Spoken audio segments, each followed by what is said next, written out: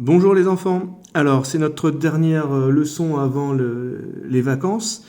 Peut-être la dernière leçon en confinement, on verra bien à la rentrée.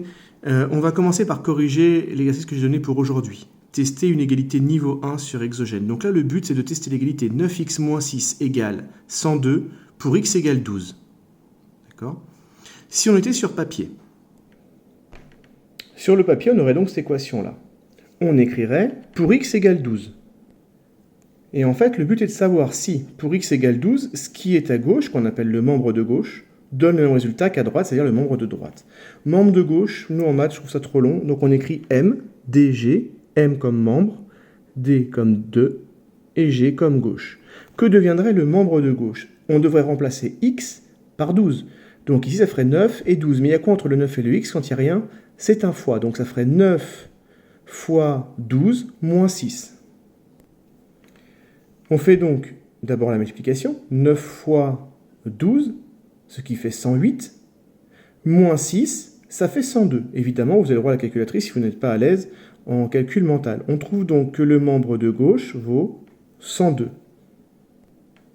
On réécrit membre de gauche égale 102 et on encadre. Donc si x vaut 12, à gauche on a 102. Et à droite on a quoi? À droite il n'y a pas de x. Donc dans tous les cas ça vaut toujours 102. Je peux donc écrire que le membre de droite vaut 102. Ce qui veut dire que quand x vaut 12, à gauche on a 102 et à droite on a 102. C'est égal. Donc, dans ces cas-là, l'égalité elle est vraie. Si je remplace x par 12, j'obtiens bien la même chose à gauche et à droite. On dira que l'égalité est vraie. Si j'avais remplacé par 10, ça n'aurait pas fonctionné. 9 fois 10, 90. 90 moins 6, 84. 84 égale 102. Ce n'est pas vrai. Donc pour x égale 10, l'égalité est fausse. Nous, on a pris pour x égale 12. On trouve la même chose à gauche et à droite. Donc l'égalité est vraie. Alors maintenant, si on complète sur exogène, c'est la même chose. Là, on a l'équation au début, c'est la question. Et ensuite, ma réponse. J'écris pour x égale 12 comme sur la feuille. Membre de gauche, on va écrire 9. On va remplacer le x par 12. Ça va faire 9 fois 12 moins 6. Donc je l'écris. Je rappelle que quand on écrit 9 fois 12 moins 6, le fois, c'est le fois qu'il y a sur l'ordinateur et pas le fois qu'on utilise nous sur papier. Ensuite, on calcule. 9 fois 12 moins 6, ça fait 102. On l'a calculé tout à l'heure. Et maintenant, on me demande le membre de droite. Combien vaut le membre de droite? Eh bien, le membre de droite, c'est facile. C'est là. Hein. On voit que c'est toujours 102. Ça ne dépend pas de x là. X peut valoir n'importe quoi, ça ne changera pas le résultat. À droite, on aura toujours 102. Je constate quoi?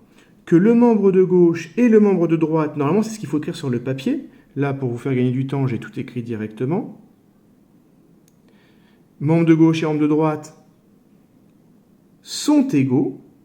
Donc l'égalité est vraie pour x égale 12. Est-ce qu'elle est vraie pour autre chose? Non. D'accord? Je vais vous le dire, elle n'est pas vraie pour autre chose, il n'y a que pour 12 que ça fonctionnait.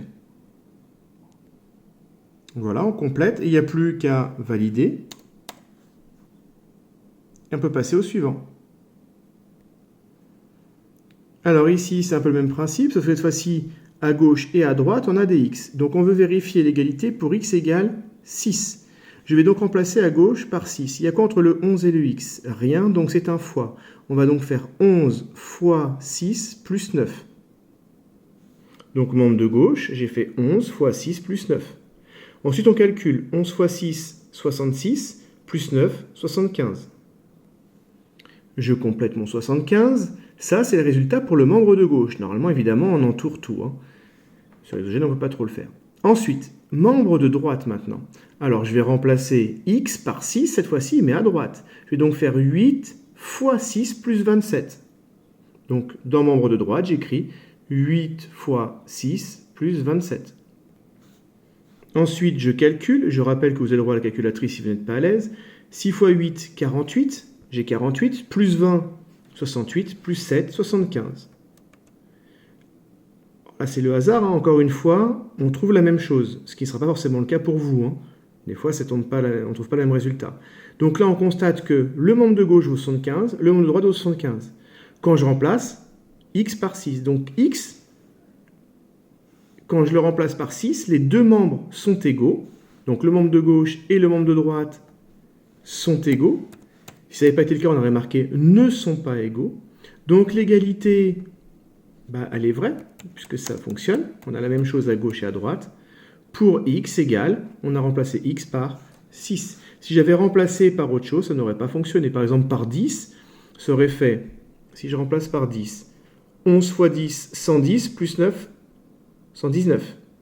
Là, j'aurais fait 8 fois 10, 80, plus 27, 107. 119 d'un côté, 107 de l'autre. Est-ce que c'est égal? Non. Donc pour 10, ça ne fonctionnait pas. Par contre, ici, quand on remplace par 6, on trouve bien le même résultat. Voilà, j'espère que vous avez bien compris. Entraînez-vous. Normalement, c'est assez facile, vous avez dû le faire l'année dernière. Donc voilà, une petite révision pour vous me présenter un peu ce que sont des équations. La différence qu'il y aura avec les équations, c'est que c'est la même chose, sauf qu'on ne vous dit pas de tester pour x égale 6, 5, ainsi de suite. C'est à vous de trouver quelle est la valeur qui est la bonne, et vous verrez, c'est assez facile. Voilà, bon courage, entraînez-vous encore un petit peu si vous n'avez pas réussi, et je vous dis à bientôt.